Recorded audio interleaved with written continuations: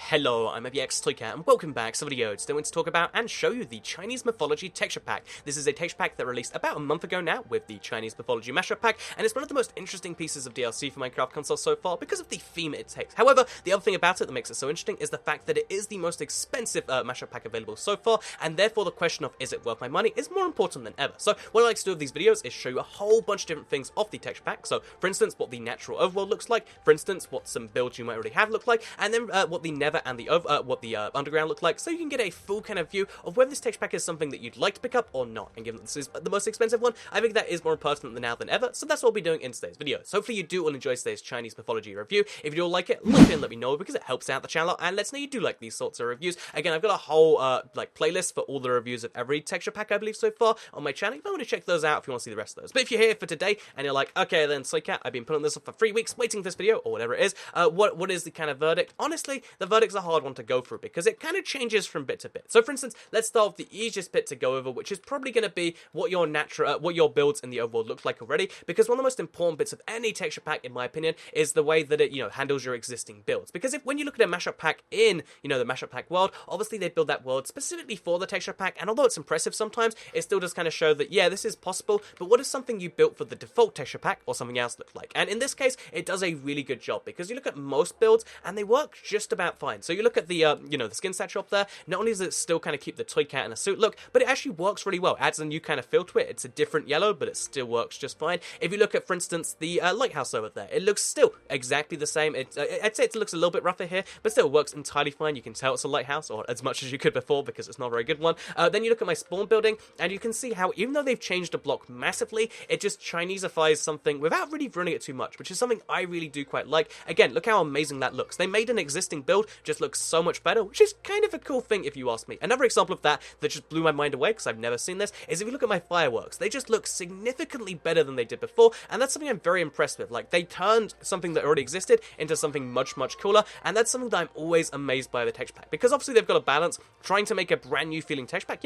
This is meant to make you feel like, oh yes, you're in China in mythological times, but yeah, you gotta kind of balance that with trying to make sure you don't ruin people's builds, and they did a really good job here while still changing so many textures. Like, look at that building right there. Even though it's not a perfect example, like, I actually don't like the way that blends, you can see just how, like, different these textures are to whatever they were before, and I do quite like the way for the most part, builds work just fine. Again, every now and then you're going to see a build like that, every now and then you'll see a build like that, I don't know, I think that looks better than it before, but still kind of plain. You see builds like that, but still, you also get some examples where they're not so great, and I think the big kind of takeaway from this is that your builds will mostly survive. Look at that, for instance. That looks awful in the default texture pack, looks really cool here, and yeah, that's something this texture pack seems to do quite well, whether that's a good or a bad thing to you, whether you want your builds to look exactly the same, or whether you like them to have that kind of new kind of, I guess, twang to them, is that a word? But yeah, I guess that's something you might quite like here. Also, look at the beacons, the little lanterns. But yeah, with that said, let's just take a look at the natural world very quickly while we're here, because if you look, the animals have all changed to, like, I think that's boars, ox, and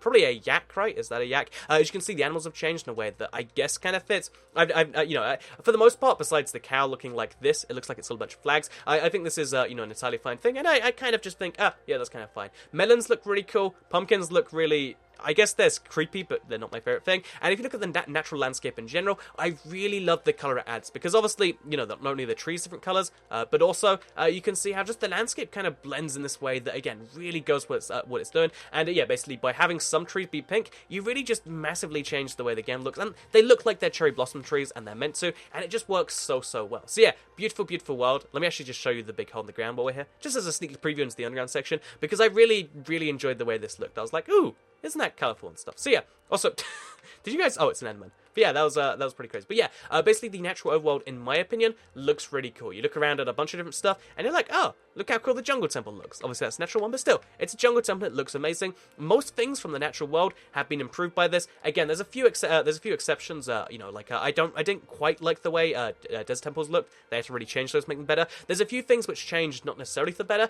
but I think most things are quite a bit better, which is something I do quite like. I think they took some risks here. clear, and it seems to have just about worked out. But again, the problem is when they do anything like that, you're going to have the winners, and, you know, like, for instance, you know, my firework building and that building over there, and you're going to have some losers like this, or like the desert temples, and you just got to bear that in mind. Like, this is going to be a texture pack which won't just seamlessly work with your existing worlds, but it will give them the theme which really fits what you're going for. Because look, I don't really look like a Chinese cat, but yeah, I'm like a Chinese cat with a Chinese sword, almost, not really. But yeah, with that said, let's go to the Nether, and let's go to the next part of this, because again, I think the overworld, I've kind of stated it, it's like, yeah, it's different mostly in a good way, but also in some bad ways, which you need to watch out for if you're the sort of person that wants everything to be flawless. When we're in the Nether, because one of my favorite mobs, by the way, is this one right here.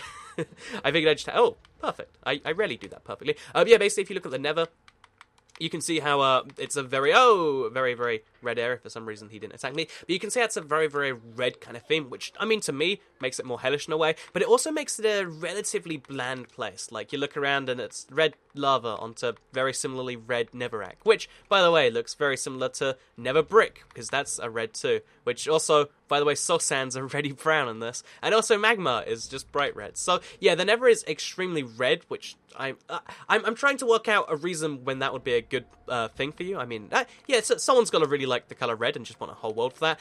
That's not my personal preference. I would personally, I don't know, like, maybe I'm just too fussy when it comes to my colors. But yeah, the Nether, to me, it looks interesting, but it's the sort of thing that I would never spend too much time in the Nether with this texture pack, because to me it's not a particularly attractive place. It's, you know, it's got cool blocks in individual. I think these would look amazing if you took them to the overworld, so there's some use for that. But if you want to explore the Nether, or you're doing, like, you know, you're killing your, how many wither skins it must be to get to the you know, the wither done, if you're doing that sort of stuff, I don't think this is what I'd recommend. Also, I think my Nether portal, yeah, I don't think, oh, no, there, it's just over there somewhere. So, yeah, we're just going to hop over to the Nether portal, go back to the overworld, because I think I kind of give my opinion. Like, it's not my thing. You might look at this and say it's your thing, but it's definitely not mine. I think, you know, you're going to have some variety in there. Oh, okay, as you can see, very well protected portal right there.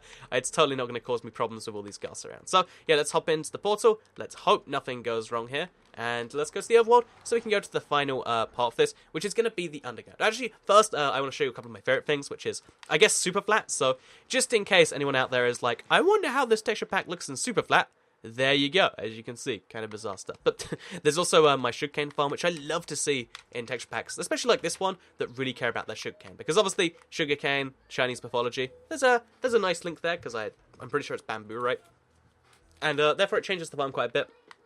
And since it's one of my favourite things to look at, I know a lot of you quite like it too, I figured we would give it a look. So just like this, you can see, Sugarcane Farm, actually not looking too different, kind of looks mostly the same, which I guess is a kind of a good thing away. The giant castle up there, vaguely the same thing. Melons, still looking really darn good. Look how cool the melon house looks. But besides that, you can see how most things, again, oh, by the way, look at those red mushrooms. Really not quite my thing. There's, like I said, there's certain things that are winners, certain things that are losers. There seems to be more, you know, things that are improved by this than that aren't improved by it. But again, that's something that I guess entirely depends on what builds you have. It's something I'd recommend definitely check out the trial in your world before you do anything else, because that's kind of important. So let's hop down here into our underground mine. I showed you a little bit of underground earlier, but here's just my kind of opinion right here. Because if you spend it's a slime ball, I guess.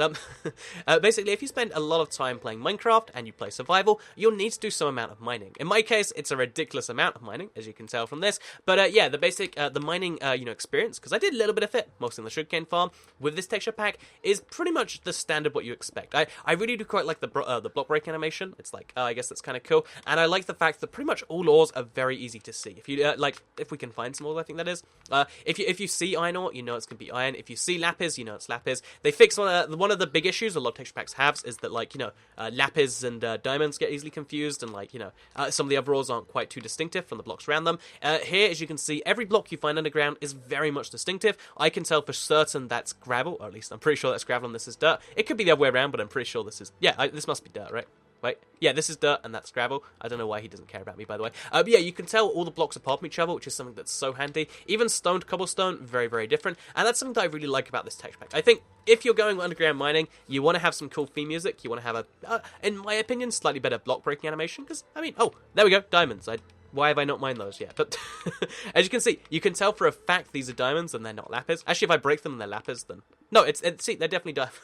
I was like, oh no, this is going to be a bad situation. But yeah, as you can see, it's definitely, you can tell for sure what's diamonds and what's lapis. You can tell for sure that that's iron above it, by the way, just up there. You can, wait, where was it? Just over here.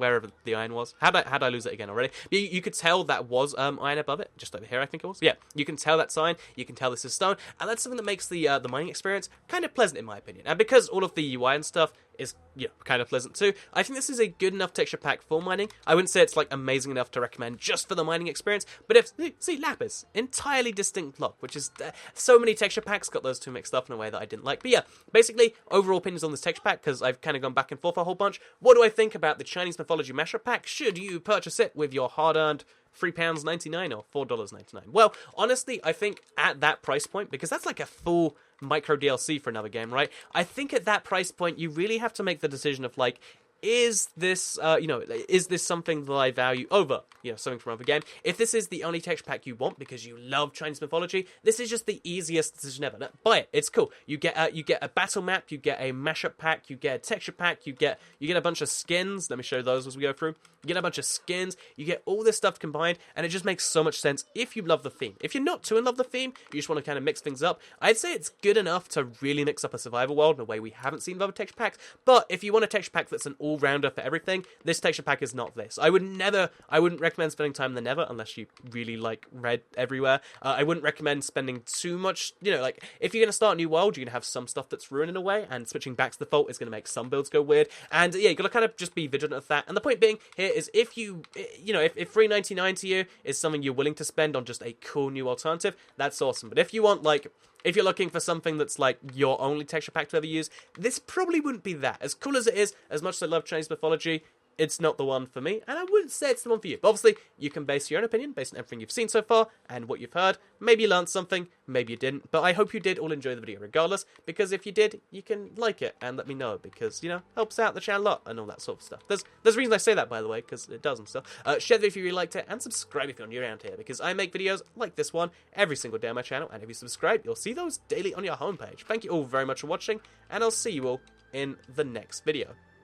Goodbye, everyone.